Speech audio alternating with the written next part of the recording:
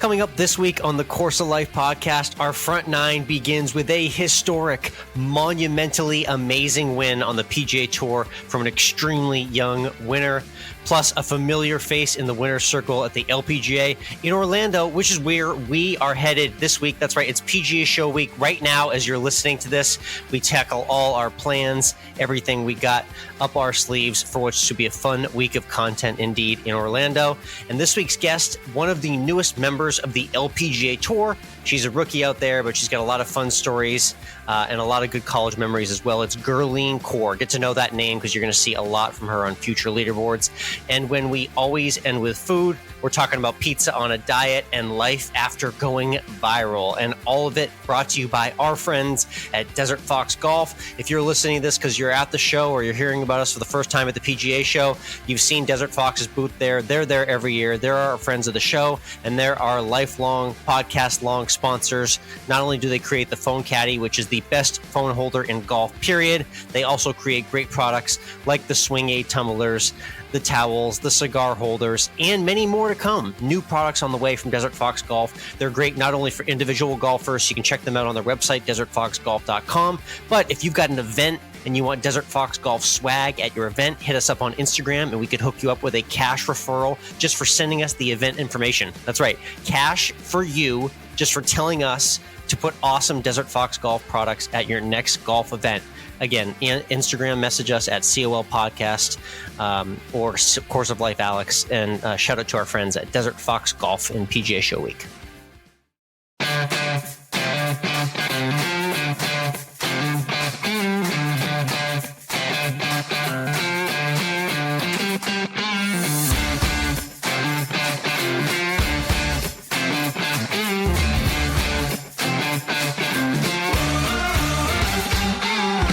Hello, interwebs, and welcome to Course of Life. We are proud to be presented by our friends at Desert Fox Golf and the Live Take app. I'm Michael, he's Alex. And Alex, let's tee off with the big breaking news out of Sunday. That is 20-year-old Nick Dunlap becoming just the fifth amateur since 1940 to win on the PGA Tour. Wow. He takes the 2024 American Express, a field that was loaded with talent, and he just soared to victory, including a 60 during the third round on Saturday. Nuts. He was able to hold it together for a 70 and win by one stroke over Christian Bezuidenhout.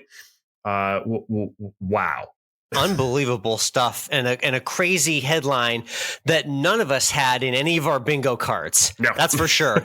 We were all focused on PGA versus Live and what star will do what and who's going to win the majors. No one was talking about just some random breakout star, a freaking sophomore in college at the University of Alabama, stunning and creating history like this, an amateur winning on the PGA Tour in 2024, something absolutely no golf fan had in their brain at any point leading up to the season. No, and maybe we should have thought that Dunlap was going to maybe do something here. I mean, he actually has... he won the 2023 U.S. Amateur, so he already is in the Masters, the Open, and the U.S. Open. So we already know he's a very good player. Will he go pro now? We don't know. There's a lot of decisions. Yeah. That's an interesting question from here. So basically, he is now a member of the PGA Tour, and he can just keep it that way as an amateur. I believe because of some sort of exemption rules, I don't know if he can get into any more than like 12 events for the rest of the season. But regardless, because of him being a winner, he gets into all the big ones. So he's immediately put into a plateau of golfers that is very unheard of for a 20-year-old amateur. If he were to go ahead and tomorrow become a member and go pro, he gets everything that comes with being a winner on the PGA Tour. He gets his card until through the 2026 season. He gets into the signature events this year. He gets into the majors this year. If he were to lose, and that's only because he won the American Express, though, because he would lose everything as being an amateur and the winner of the U.S. Amateur if he were to go pro. So those there's things, like this give and take, but because he just won the American Express, there's really no reason not to go pro at this point. Yeah, the Amex win kind of cancels out a lot of the negatives. It sounds like it kind of evens the playing field out for him. A great problem to have regardless, but this was something, because what always happens in these scenarios, Mike, is the amateur contends in an event. You know, you see him on the leaderboard. The thought comes to mind, wow, no one's done it since freaking Phil Mickelson in 1991. That was the last big amateur to win on the PGA Tour to my memory.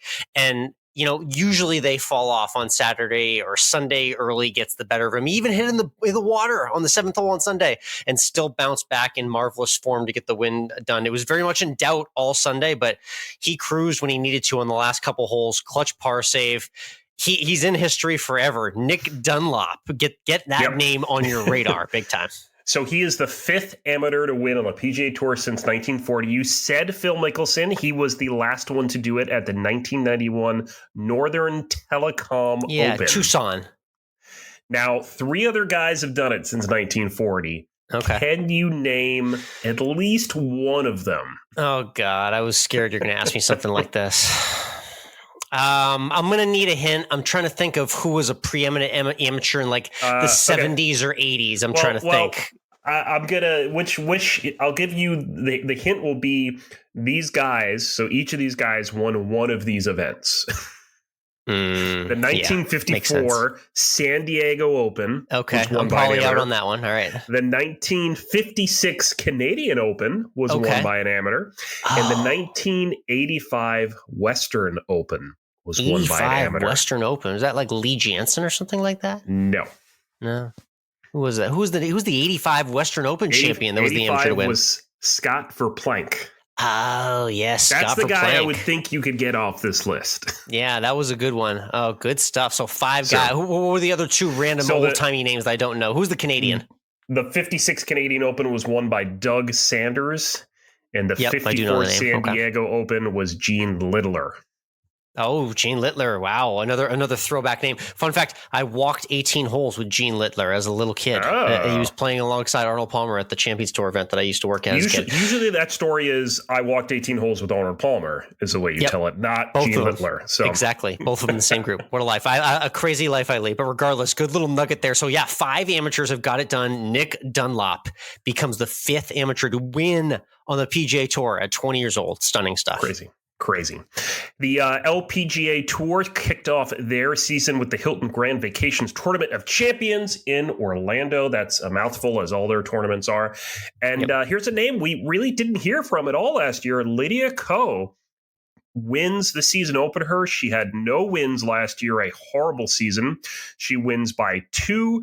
She becomes the 7th woman to win 20 LPGA events before turning 27. She is 1 point away from the LPGA Hall of Fame. That's absurd. First of all, we have this conversation every time Lydia Ko wins, where she's what? So she's 26 years old. It feels like she's been on tour for her entire lives because she turned pro so freaking young, and she's been a phenom ever since. Little lull in the middle of her career, but she's resurged in a big way. So that's awesome to see her get the W. And the fact that she's on the precipice of the Hall of Fame, like, she's 26 years old, and she's on the precipice of being Hall of Fame eligible. That's how you can tell how impressive of a career she's already racked up.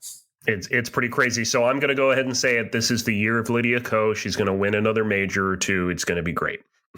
Yeah, it was fun to watch the action, and Lydia Ko just dominated. I saw Gemma Dryberg on the leaderboard, past guest on the show. She's always up there with high finishes. One thought for Golf Channel and NBC, would have loved to have seen a little bit more of the celebrities in action. There's a great celebrity field there. We had Alfonso Ribeiro, a.k.a. Carlton there. Our friends, Wells Adams, Robbie Amell, Kevin Millar all played like we mentioned last week. Didn't get too many celebrity shots on camera, though, so hopefully they show more next time around. The DP World Tour was still in Dubai. They were. Rory McIlroy made up for last week.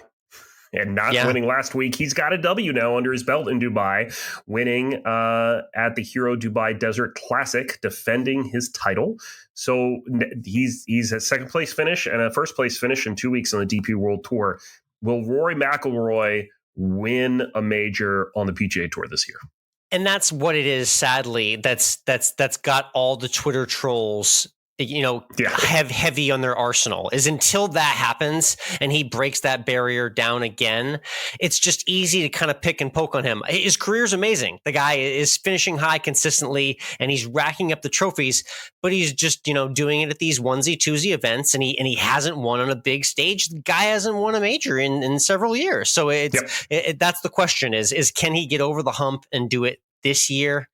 You would like to think so, but it just, what makes us think that? He's come up short in the biggest moments, and he seems to rack up the wins here on DP World Tour and one-off PGA events lately. He comes up short in the biggest moments, but he wins the FedEx Cup instead of winning the majors. He wins the DP World Tour title, whatever it is, the race to Dubai instead of the majors. So he keeps always doing this. Good to win in Dubai and in the FedEx Cup. That's never hurt in the bank account. That's for sure. That's true. Here's the other question, though. Who do you think has a better chance of winning a major on the PGA Tour this season? Rory McIlroy or Tommy Fleetwood? I would say Rory is definitely the favorite in that head-to-head bet. So you would be picking Fleetwood as the underdog in that head-to-head of who could win the major. But in terms of play, Fleetwood's up there, and he can contend for sure. He's shown the ability to contend, but has not gotten over the top. Hit some amazing driver off the decks and 3-woods in Dubai this past week, too, which are just silly if you haven't seen those highlights yet. So, watch out for Fleetwood as well. I'd probably go with Fleetwood, to be honest. All right, let's talk about what's going on this week. We're recording on a Sunday evening because on Monday we have to pack because on Tuesday we'll be in Orlando for the PGA Merchandise Show. It's the biggest week in golf merchandise. Oh, yeah. Everyone's going to be there, including business. ourselves. That's what we're going with. Yeah. Super Bowl of golf business. And we'll be there shaking hands and kissing babies, as you said last week. So I'm making sure I pack my chapstick just for that. That's right. Right now, the madness is going on as people listen. We're perusing around the show floor, probably walking right by you as you're listening to the podcast, maybe if you're in Orlando. But I'll start with the demo day on Tuesday. Check out COL Podcast on Instagram, Course of Life 1 on Twitter. We're both on Threads as well, too. Course of Life Alex, MWRINC. Those are all the handles you could ask for to find us on social. We'll be posting all week long from the show. And then Wednesday and Thursday, Mike, it's a little bit of a mix for us. I'm going to be running you around left and right, going from brand to brand to brand, just showcasing what's cool and the awesome new golf stuff and showcasing what's awesome about the game. But we're also lining up some grade A interviews on the show floor too. So it's going to be a little mix of interview content and on the spot brand product content as well too. I'm looking forward to it. It's going to be fun.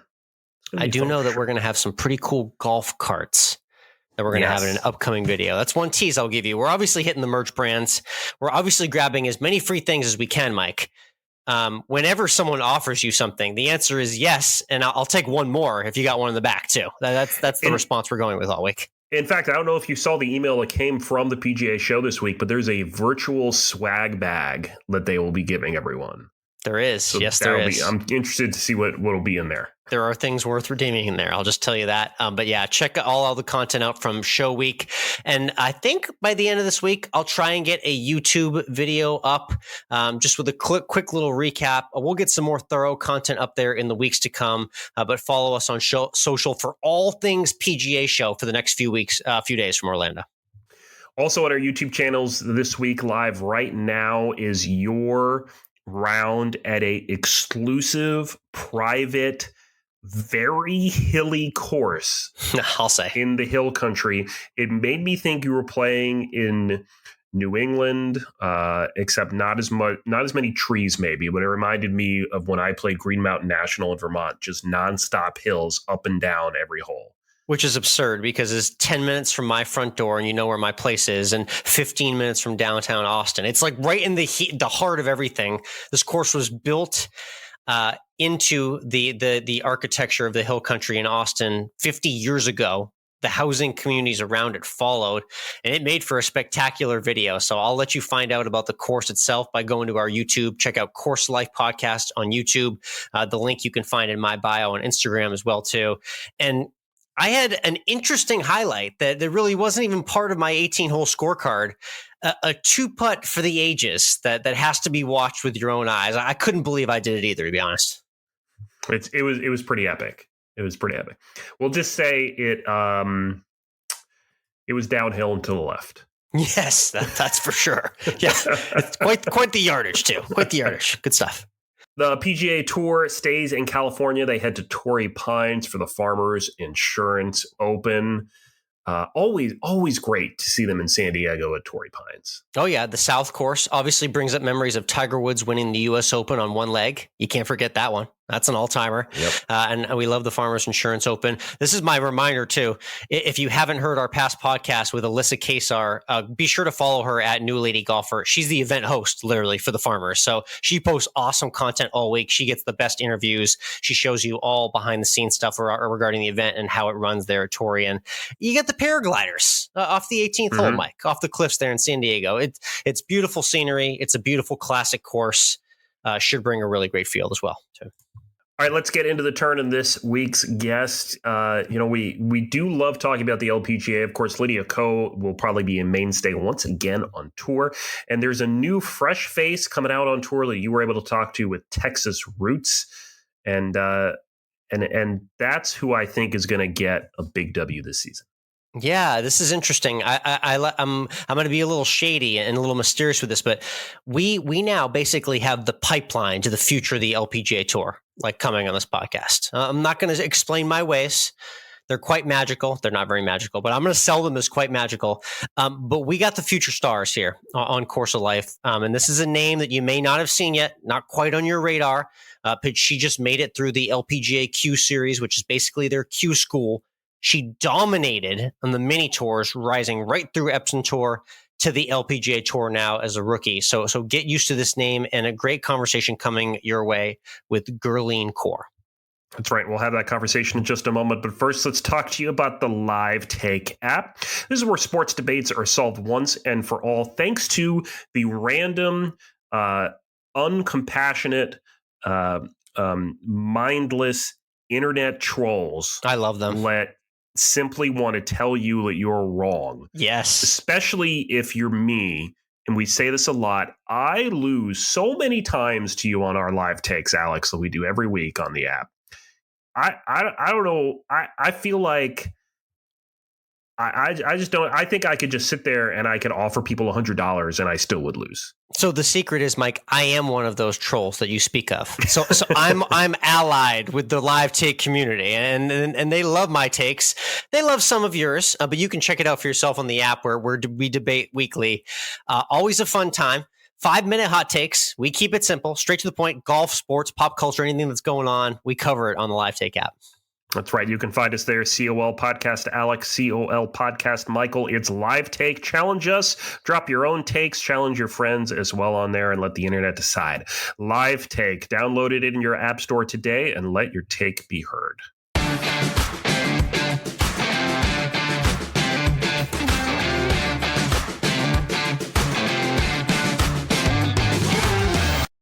Next up on the tee, she's one of the newest members of the LPGA Tour after a top 5 finish in their Q Series. She's just about to start her first full year on tour. It's Gurleen Kaur joining us on the Course of Life. Gurleen, how are you doing today?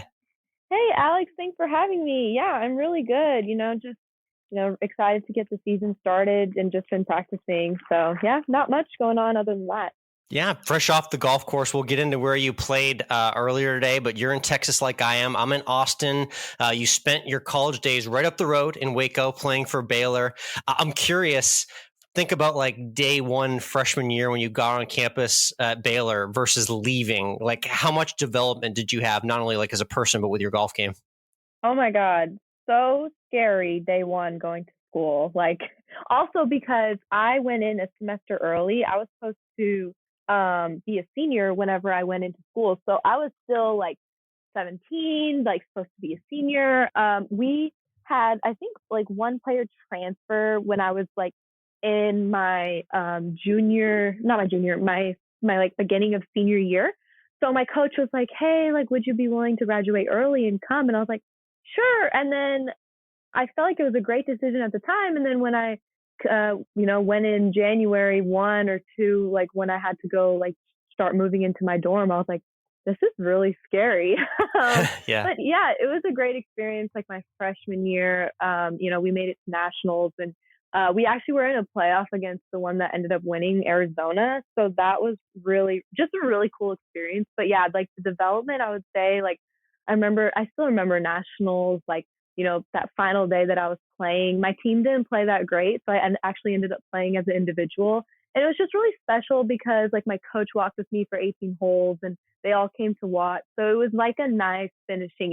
It wasn't like, oh, like I felt like my career had come to like a halt or anything. It was just a good finish and a good way to like, just leave with a good note. But it was definitely, playing for, I played for 4.5 years. So I got my COVID year. It was just a great like stepping stone, I feel like, for the next level. So I do miss, the team aspect and everything. But yeah, I mean, it was just a great experience. Very cool. Yeah, and I'm always curious as it pertains to Waco specifically. I'm here in Austin. I've gone up there. I've done the cliche Magnolia trip like everyone else has who's in Texas. I've been to the new Topgolf there, but I'm curious, just like day to day, week to week, month to month. What was the actual college experience like going to Baylor there? Honestly, great, because I felt like, for me, there was limited distractions, I didn't really do much besides go to the golf course, hang out with, some of the girls on my team, like eat at basically kind of the same places. And you just get really familiar with like, everyone around you. And there's not a whole lot to do besides, the Magnolia, and the Topgolf wasn't even there when I was at school. So yeah, it's pretty new. I think it was built my senior year, and we never went. So because like, I mean, if it's a day off, like I'm taking a day off, I don't really want to go to Topgolf. I'm like, yeah, I can go to Topgolf anytime. But like, I really enjoyed it. And I actually hated the idea of going to Waco at first, only because there was nothing to do. But it's honestly a blessing in disguise when you have like so much going on with school and golf. It's nice to just be able to like not do much, you don't have a lot going on. So yeah, I like the way you said limited distractions. Definitely helps you lock in and hone and build your game. So that was definitely important for you throughout your career. And then fast forwarding to the reality check that is turning pro, which you've definitely learned about. So like this time last year, you didn't really have much status because of the Q series and how difficult it can be. I'm curious kind of what that taught you, coming off of such a successful college career and kind of, having to start at a square one again for your professional career. Yeah, no, I definitely agree with you for a reality check. Like you come out of college thinking that you're, on top of the world, but really like it's like a fresh slate all over again. Cause, golf is like, okay, you did great in your amateur career. Now you got to really start all over when it comes to college. I just feel really, really, blessed to be in this position of having really good status going into the LPGA.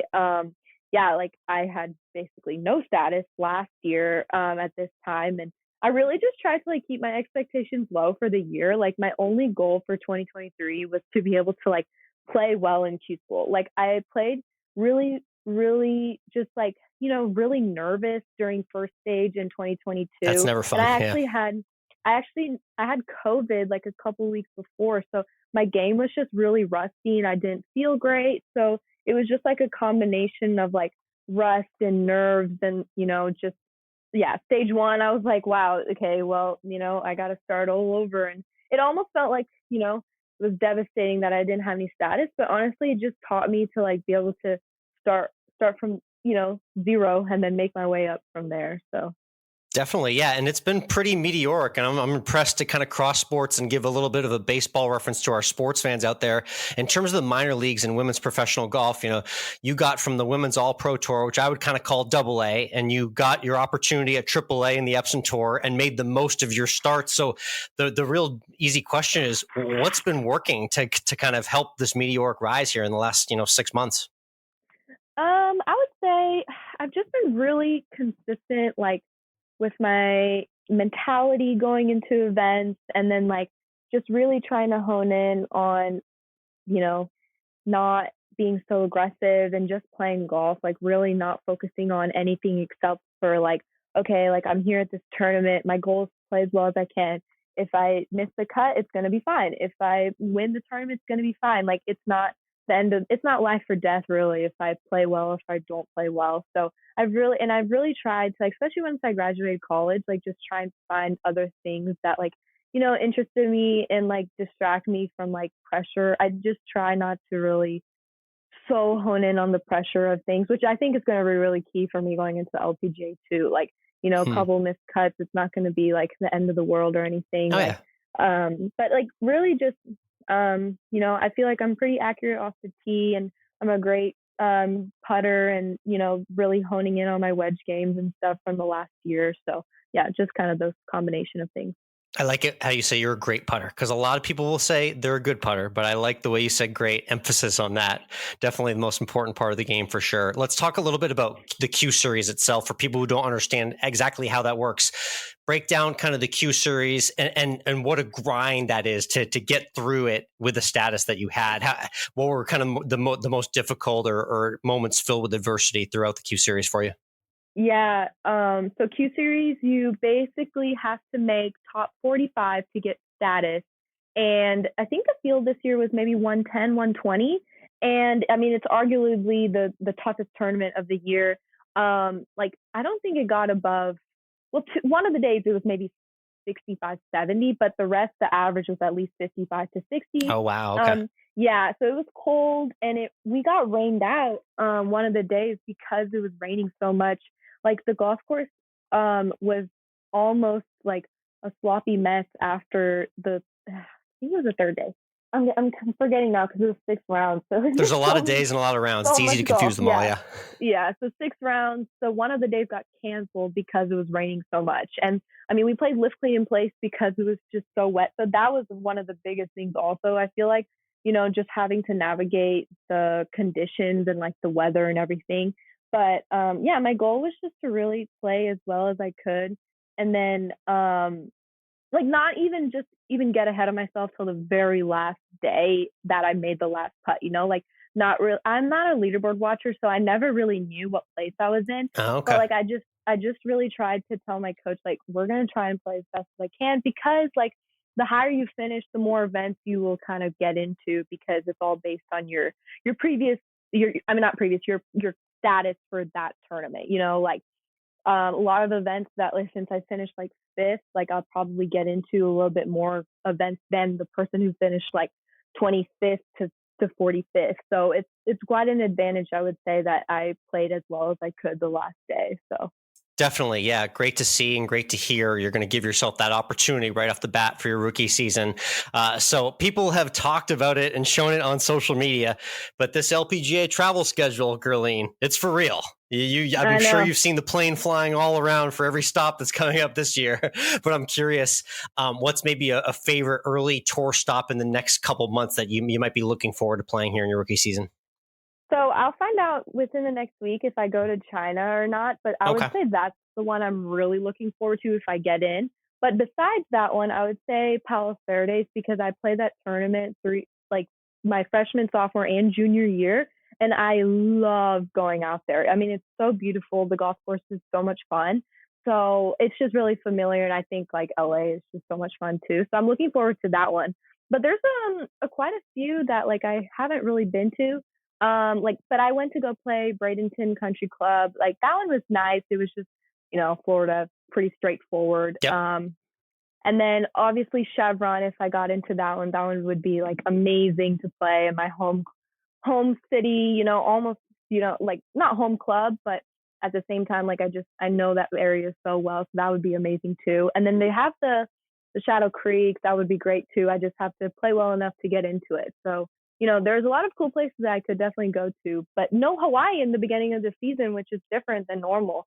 But that was one I was looking forward to, but that will be in November. So. Okay, cool. Yeah, there are a lot of different cities you mentioned there. And you hinted at Chevron, which is in the Woodlands. I got to go there earlier this year and do some content interviews there. You said that you just got off the course at Carlton Woods where it's hosted, and that's pretty local to you. So I guess what kind of in your head, what do you think it's generally going to take for you to make sure you're playing in events like that and the other majors the rest of the season?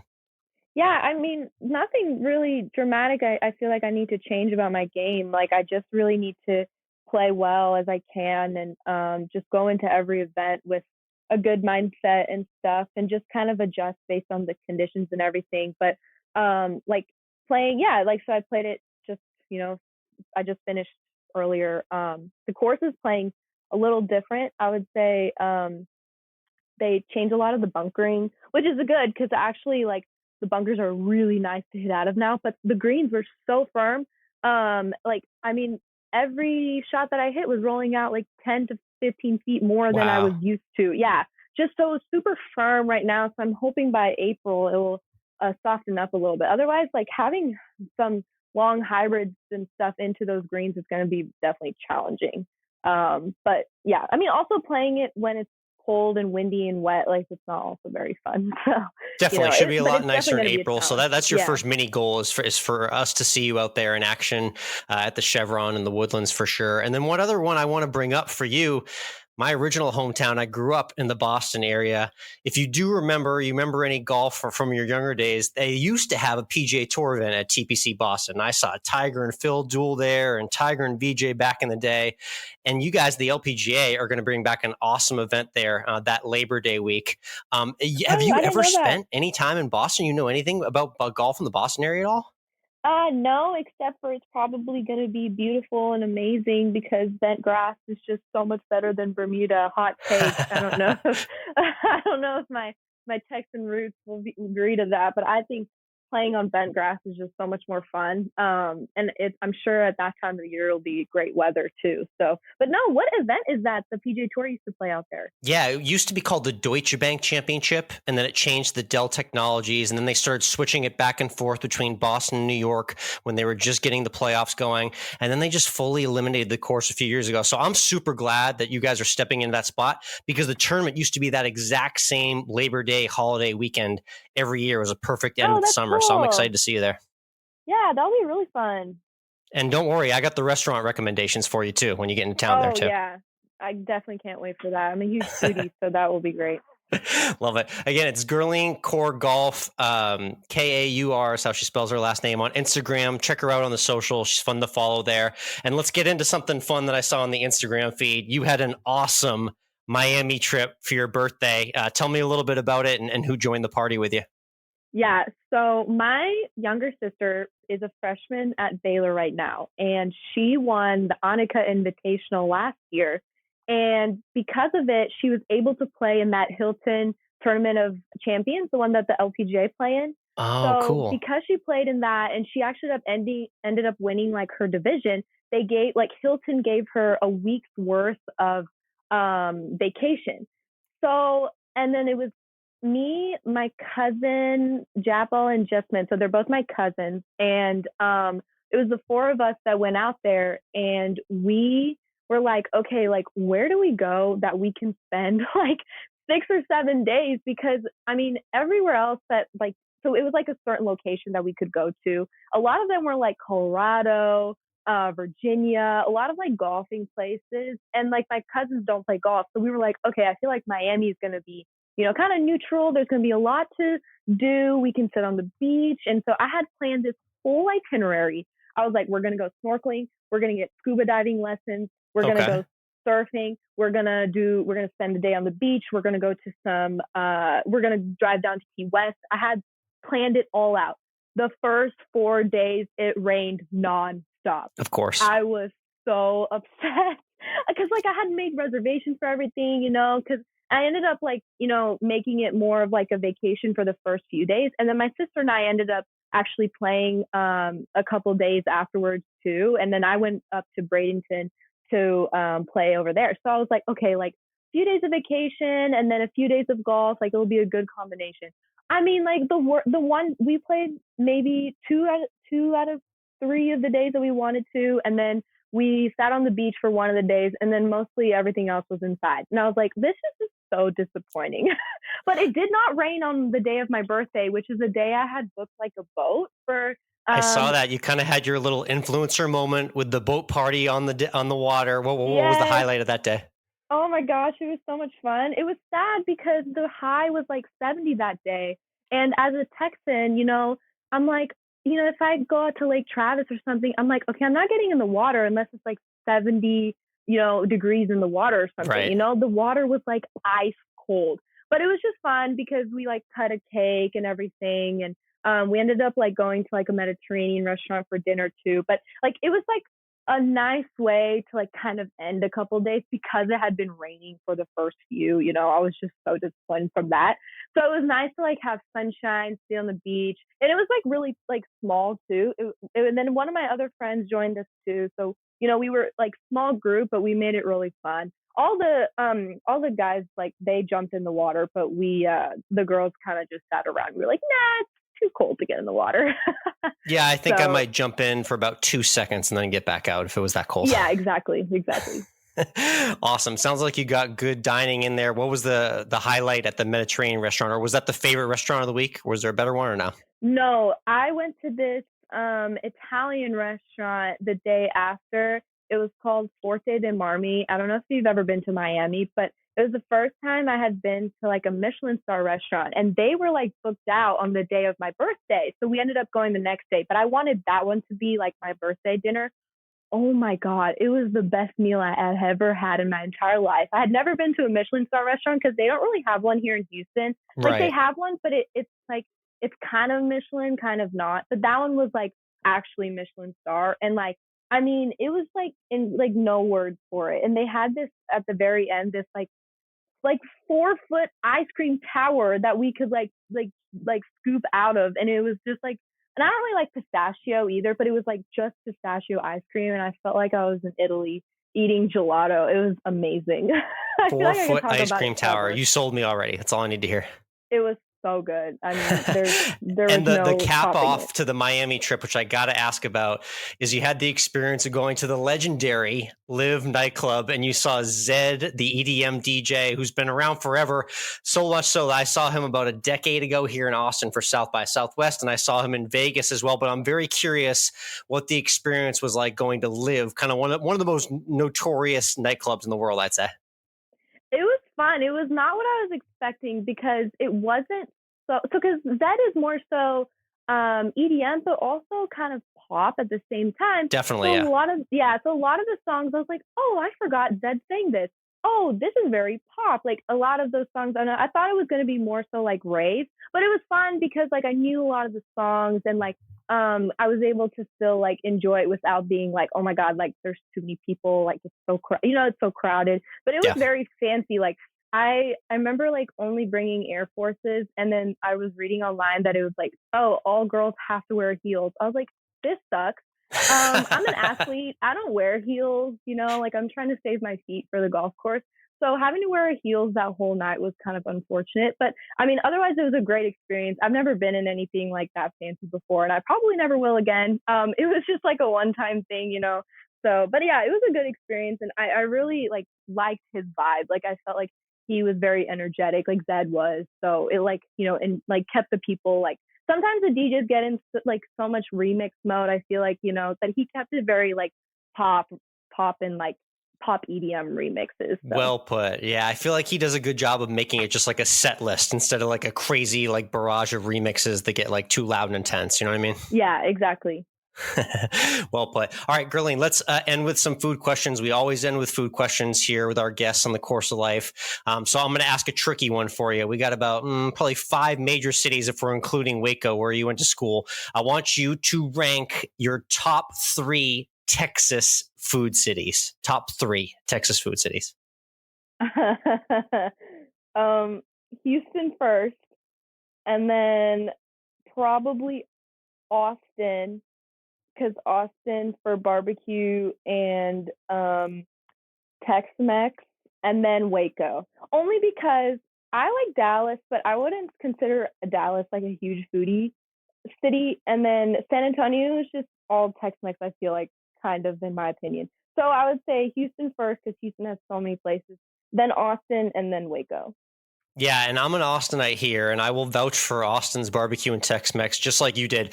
But you're right. Houston is impressive with the variety. For people who haven't been to Houston, it's surprisingly awesome foodie city. So well put there. And you kind of got to the next question, which was, are you team barbecue or team tacos? Well, I would say team tacos, but I do like barbecue. Like there were a lot of good barbecue places in Waco.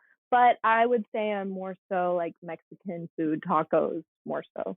Okay, fair enough. A funny video when the LPGA went viral last year when Lilia Vu, who just had the most awesome year ever, she really went most viral for eating French fries in the middle of a round last year. So I'm curious if you were to get like a random mid-round snack to just fulfill your hunger, what would you want it to be? Oh, that's hard. So like what I normally eat or anything? Anything. I mean, Lilia Vu certainly probably wasn't expecting to eat French fries that day, but she took them. She took them with the opportunity, right? I would say probably like it would just make my day if I had like a slice of pizza and a Coke. Like I think that would just like really make my day if I'm playing, and then I just had a slice of pizza, or maybe some ice cream too. I'm a big ice cream person.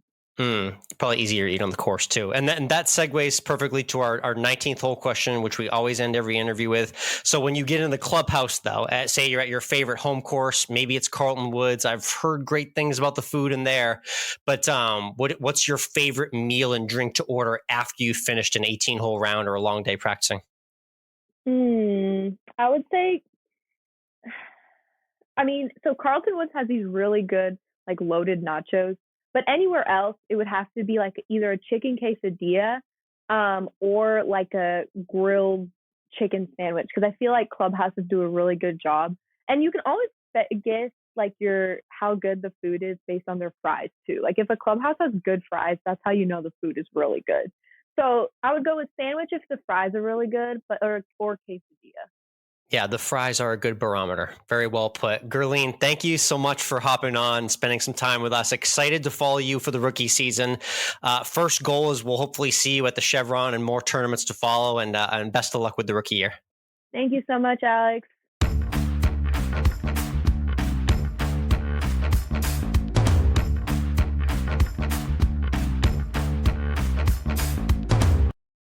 Course of Life podcast is brought to you by Zencastr. We've been using Zencastr here since almost the very beginning as how Alex and I record this podcast from hundreds of miles away. And it provides us with great quality audio that works every time. And it's something that makes Course of Life what it is and has kept us being able to make consistent episodes every week. And now it's super easy to record a podcast with Zencastr. You log in using your browser and start recording a high quality podcast right away. You record studio quality sound and up to 4K video with your guests.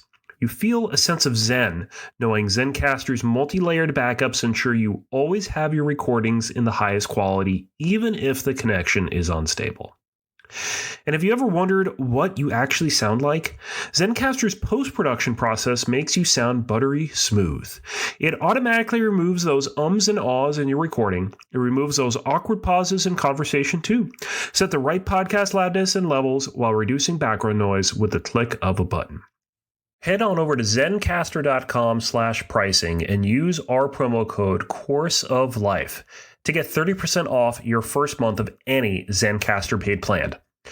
We want you to have the same easy experiences we do for all of your podcasting and content needs.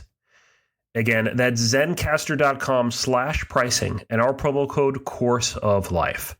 Zencastr, it's time to share your story.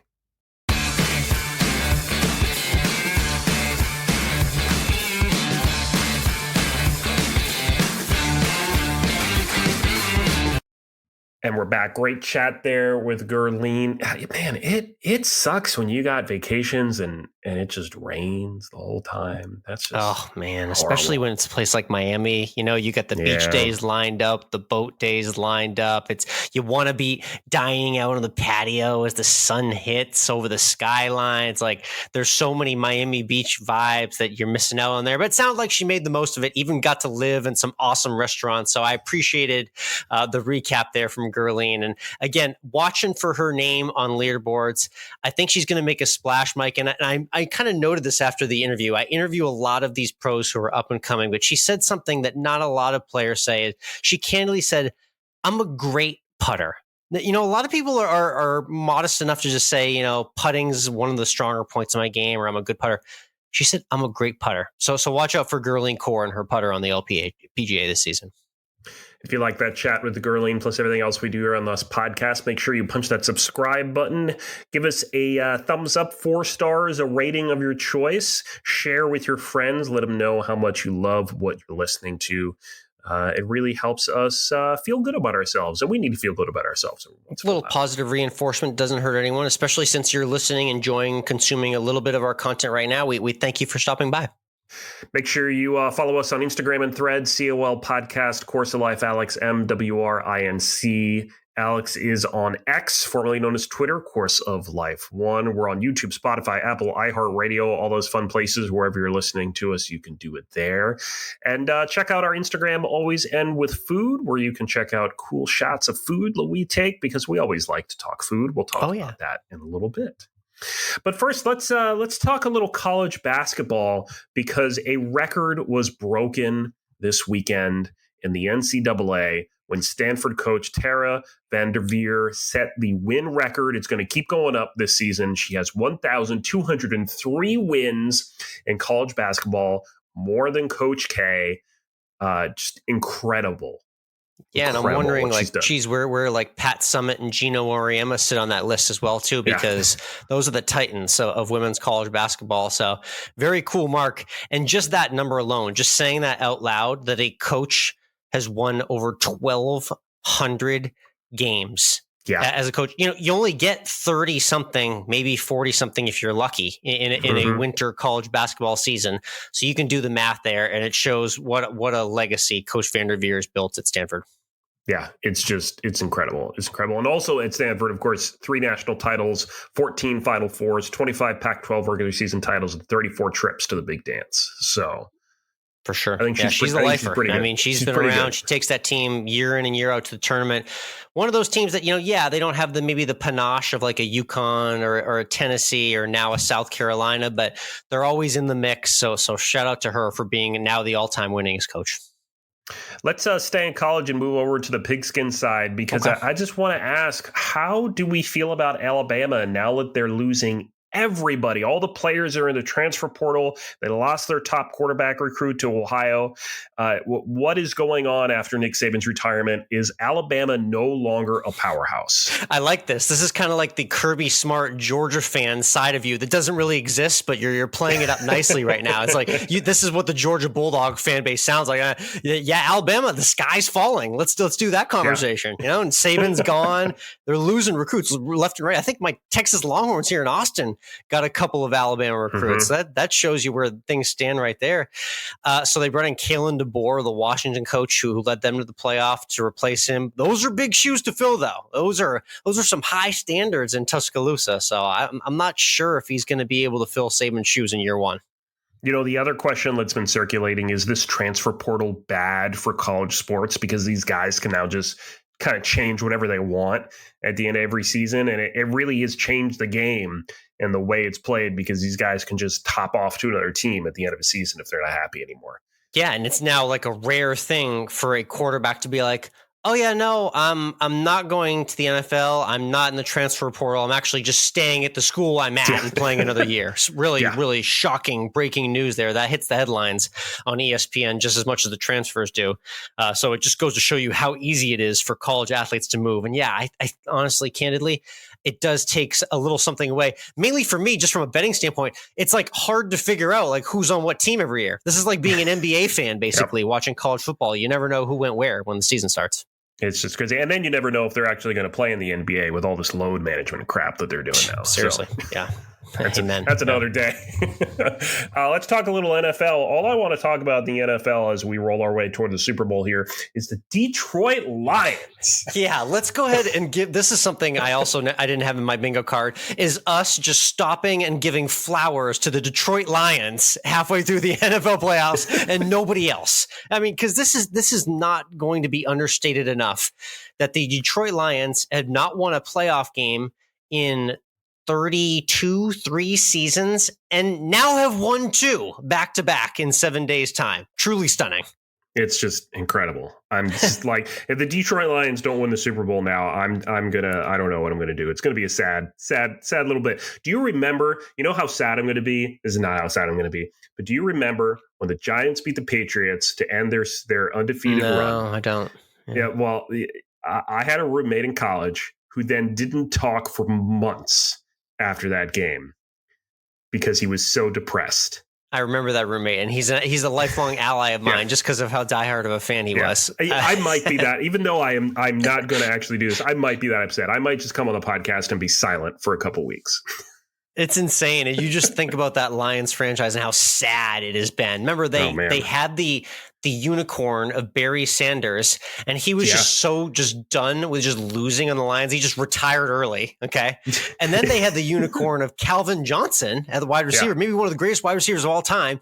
He lasted 7-8 years there, and he's just done with life in Detroit and retired early too. They've gotten nothing to go their way in the last few decades. Do you think they'll sign Deion Sanders to a one-day contract for the Super Bowl if they get there, just so that if they win, he can get a ring? Yeah, seriously. Awesome stuff. Freaking HCDC head coach Dan Campbell, not the guy I thought would be succeeding at this level, but like pretty much 3 years to the day of his introductory press conference when he said he was going for kneecaps as the head coach of the Detroit Lions. Here he has them in the NFC Championship game. So yeah, thank you for just stopping and giving flowers to the freaking Detroit Lions who are in the NFC Championship game. Timestamp that one. Wow. Crazy. All right, let's hashtag always end with food. Yep. Food segment to end every Course of Life podcast. You heard him earlier. It's at always end with food on Instagram. If you just want to check out our food pick musings, we try and keep all the food stuff over there because I know people don't want to get too over inundated with it. I had my tacos on a diet secret last week, Mike. Now I'm going to run by my pizza on a diet for you. What are your thoughts on that?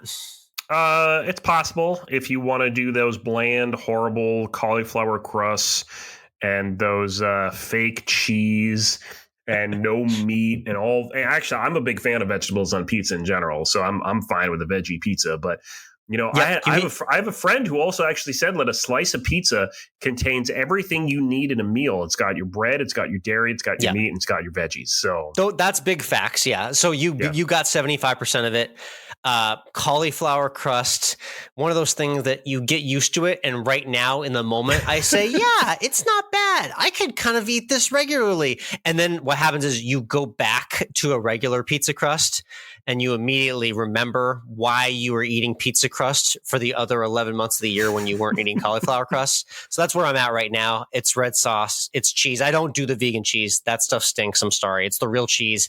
Veggies only, no meat. Those are the rules for the pizza on a diet for me. And you could do like sliced chicken breast.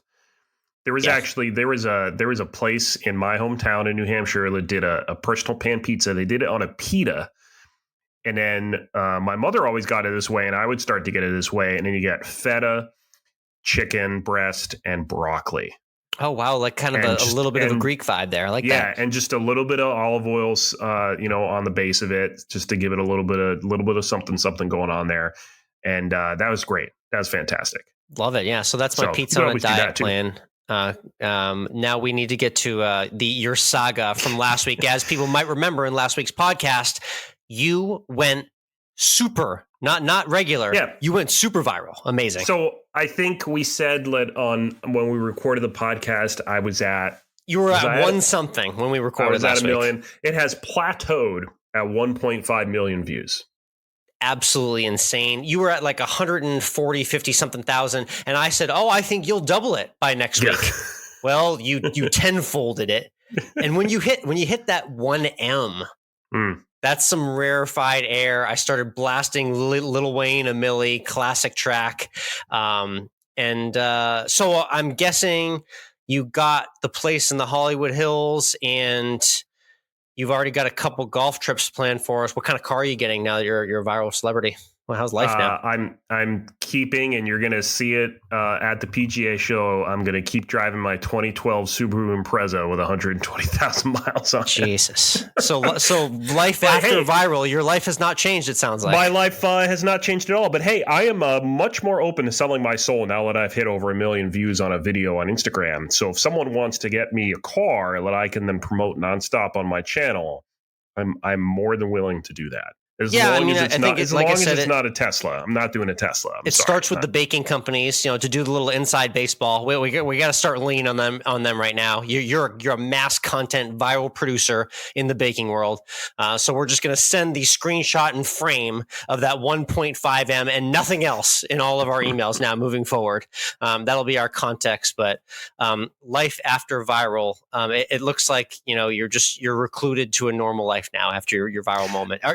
Do you have a second hit in you? Is the real question that we're all asking. Well, I mean, we took a video of myself and Katie, the owner of the bakery, did a video of the Boston cream donuts that we did on Friday, which were spectacular. That looked awesome. Yeah. And that video has over 10,000 views. So not bad. I mean, that's still, if this was 2 weeks ago and I had 10,000 views, I'd be very happy right now. But part of me is like, only 10,000. The goalposts have moved for you tremendously now. It really has. That's what's changed for me, is that now I'm having videos that only get a couple thousand, and I'm like, what is this? This is a failure. It's that drug. It's that drug. Yes, and then in case you didn't realize that I was human, I had a horrible day in my kitchen today. As well, a horrible Sunday. As I said, I think you were starting the challenge. Remember, we talked about this challenge a couple weeks ago, where you're just kind of challenging yourself to new things that come across your pipeline, and you were going for an eclair, right? Yeah, I was going for an eclair. I got a recipe from a peer at the bakery, and I made on Saturday I made a hazelnut pastry cream, which was spectacular. And so on Sunday morning, I made my eclairs. I made the pâte à choux dough. I put it in the oven. It baked. It didn't spring as much as I hoped it would. I took it out of the oven, and they deflated faster than the Cowboys in the playoffs. Oh, dear. The rim shot joke as well, too. He'll be here all week. Try the veal, ladies and gentlemen. Wow. So complete failure on the eclairs. Both pans came out atrocious. I don't know what happened there. There are a lot of different things that could have happened. And then I was like, well, I have this pastry cream. I need to do something to save it. And I was really upset at myself as it was. And I made some pastry shells. Oh, you audibled. And I audibled and tried to make some pastry shells. And I followed the recipe exactly as I had it. And I burned them. So I was really pissed off at myself. And then after dinner, I was like, I'm pissed off. I don't want to do this, but I'm going to try it one more time. And I have much better looking pastry shells now waiting for me to fill with the pastry cream and make a chocolate ganache to go on top of them. So something is still coming out of my kitchen today. The moral of the story, Alex, don't give up. Yeah. Keep going through failure and don't get up. Make sure you have a pity party for yourself, because that's what I did. And then pick yourself up and get back to work. I like that. Keep swinging. You hit a grand slam last week. You had a couple strikeouts tonight. There'll be a base hit coming your way here soon. Right? Yeah. Really, the best thing that could happen over the next week is that we're at the PGA Show and we get all these different sponsorship deals. We get free tickets to the Masters, the U.S. Open, exactly. PGA Championship, the U.S. Open, all that fun stuff happens, and we're doing great. So that's how I view the next week is going to happen. We're going to bounce back. We're like Jerry Seinfeld. Everything evens out for us. I love that. We're going places. We're doing stuff, and it starts this week at the PGA Show. If you're just tuning in now and you're listening at or near the PGA Show, be sure to subscribe right now. To all of our OG listeners, thanks again for listening to The Course of Life. We'll see you next week.